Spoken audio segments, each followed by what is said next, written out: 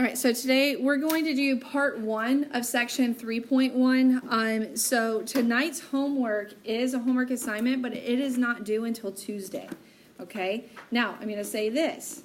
You should not be waiting until Monday night to do it, okay?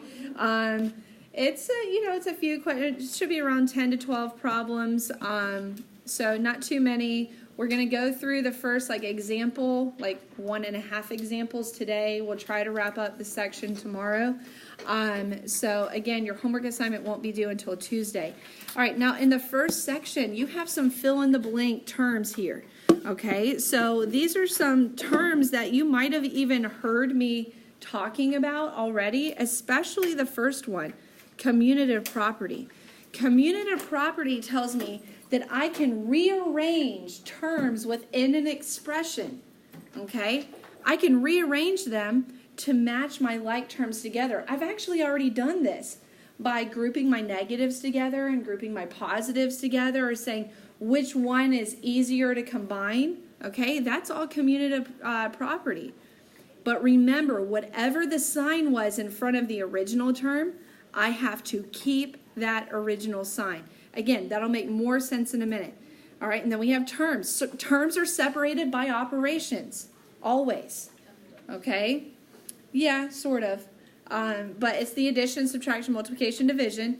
Then we have like terms. Like terms have the same variable, or they are just a number by themselves. Okay?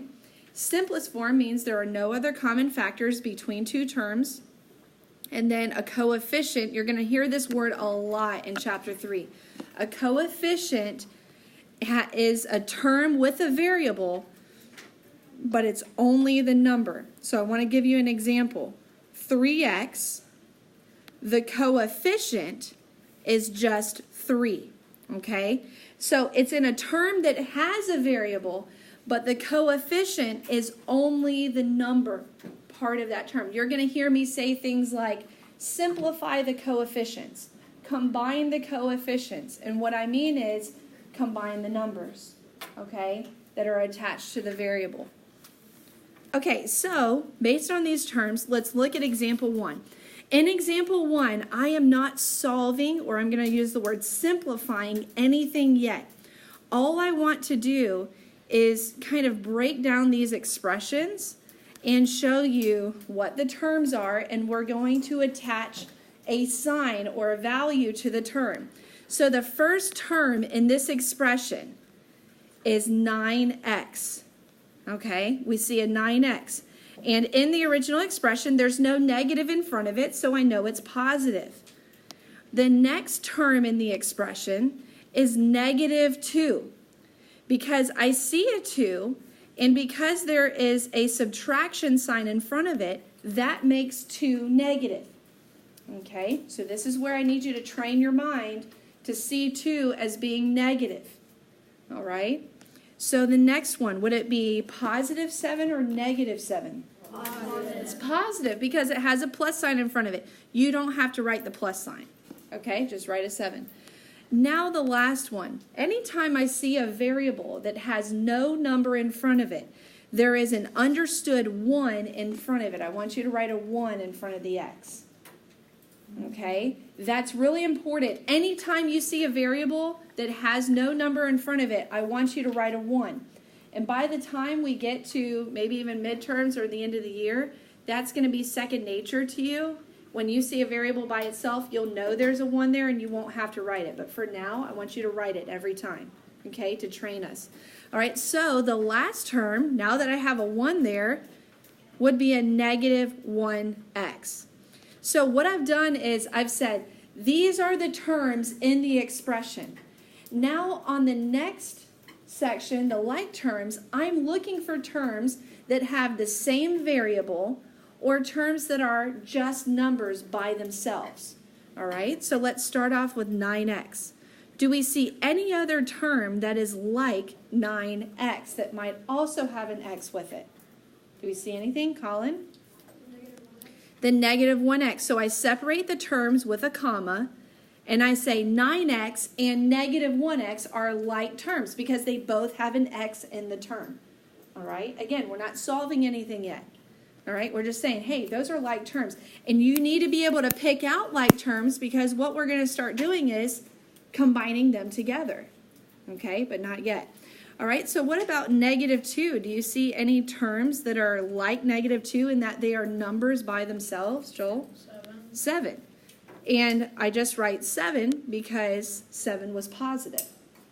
All right, so if I were to combine like terms here, what would be -2 plus 7? 5. Okay, and so that's where we're going with it. Not yet, but that's where we're going with it. All right, so for coefficients, remember, coefficients can only be in the terms with variables. So -2 and 7 cannot possibly be coefficients because they have no variable. Okay, so it is only the number part in a term with a variable. So my first coefficient is a 9 because that's the number in the term 9x. Can anybody raise their hand and tell me what would be my second coefficient? Hadley? -1. And that's it. So you have questions on your homework, guys, that are just doing this. What are the terms? What are the like terms? And what are the coefficients? All right? So we're about to do another one. Here's all I expect from you. I expect that you maybe have a little bit of an idea on the second one, what we're doing. Do you have it perfect yet? No, but on the next one, maybe you could pick out more of the terms before I tell you what they are. Maybe you can look at the like terms and maybe start trying to put it together, all right? So we just want to keep getting better on each example, all right? So here's the next expression that we're going to look at. -3x plus 7 plus 10 minus 5x. The first thing we're going to do is pull out the terms. What we are practicing here is recognizing the sign of each individual term, okay? So the first one I would pull down is -3x, and then a comma, okay? What would be the next term that I would pull down? I need some different volunteers, okay? Don't be shy. We're all going to volunteer. Yes, Janice? 7. Yes, it's 7. Because there's a plus sign in front of it, I know that it's 7. All right, what's my next one, Aiden? 10. 10, very good. And what's my next one, Hannah? -5x.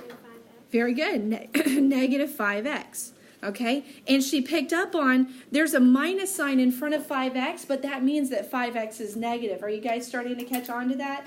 Okay, because I know that that's new. All right, so now that I've identified my terms, let's group them together. Commutative property says I can group together my like terms. Can anybody raise your hand and tell me one group of like terms? Caleb? Perfect. -3x. And remember, I want you to separate them for now with commas. -3x, comma, -5x. All right, there's another set of like terms. Samuel? 7 and 10. 7 and 10. 7 and 10. Very good. All right, now I need coefficients. I need coefficients. All right, look at the expression. I want everybody to kind of take a look. And what do you think, Maddie? Very good. -3 and -5. So we are really trying to train our brains to recognize a coefficient is only the number part in a term that has a variable. All right, because a lot of times the common mistake I see is they'll try to put the x down there. So if you say -5x, that's not the coefficient. It's only the number part. All right, how are we doing on that, guys? We're doing okay? All right, let's do another one. Okay, now on this one, we see something different happen here. We actually have the same letter, Z, in all the terms. But what do you see now? Exponent. Just tell me. Yes, we see exponents, right? Do you guys see the little 2? That's an exponent. And what my rule says is, in order for terms to be like terms, when I am adding and subtracting, in order for terms to be like terms, their exponents must also be the same. So if there is no exponent, we know that it is an understood 1. Okay? And you might want to write that because it's helpful, maybe not as much for this chapter as it is when we start doing exponent rules later in the book. Okay, so if I have an understood 1 here, are these exponents the same? The 3z squared and the z to the first? No, they're not. But, all right, so I'm getting ahead of myself. Let's now first identify each term in the expression. Oh, wait, I see something here. I don't see a number in front of the z.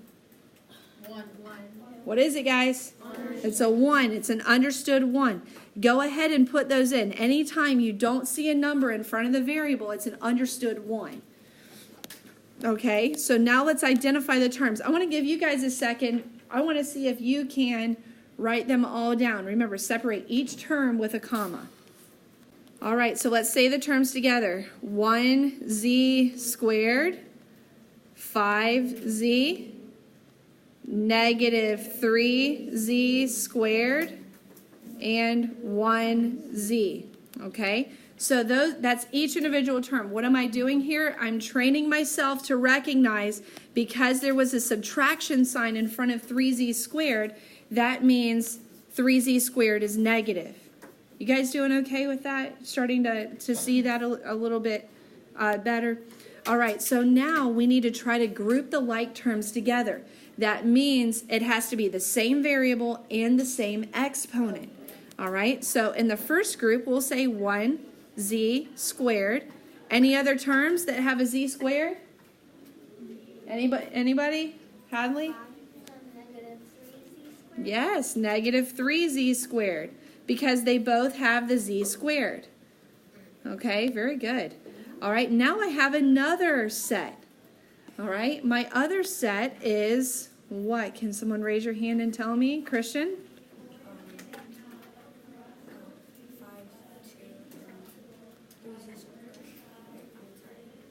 5z, and which one is like 5z?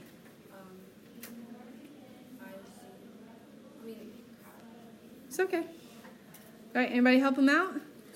What you think, Joel? 5z and 1z. Yep, and 1z. Because they are both, I know, z is a little bit of a weird variable, isn't it? Can't we just use x or y? No, you're going to see like every variable, every letter in the alphabet is open game. I even see q's and r's. All they're doing is just trying to train you on it can be any variable. Okay, we still treat them all the same. All right, coefficients. Now, in this expression, all of the terms have variables. So they can all have coefficients as well. All right, so let's list our coefficients. We have 1, negative 3, 5, and we have a 1 again. Okay, and there's differing opinions on whether or not you need to write repeated coefficients. You just write them. Okay, it's fine. I'm not going to take off either way. If one repeats, you can write it repeated. Okay, how are we doing, guys? Doing okay? Just learning this whole idea of terms, like terms, grouping them together. We can group them because of commutative property. Commutative property says we can rearrange. Okay? All right. What in the world is going on here? Okay, well, we still have terms. And we still have like terms. We just have a fraction in there. We still treat it the same way as if it was a whole number. And you will see in chapter 3, we have integers, we have fractions, we have decimals. All right, they really like mixing it all in there. Okay, so I want you to answer this one.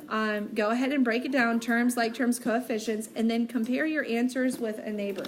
All right, let's go ahead and work on that. Go on the terms, guys.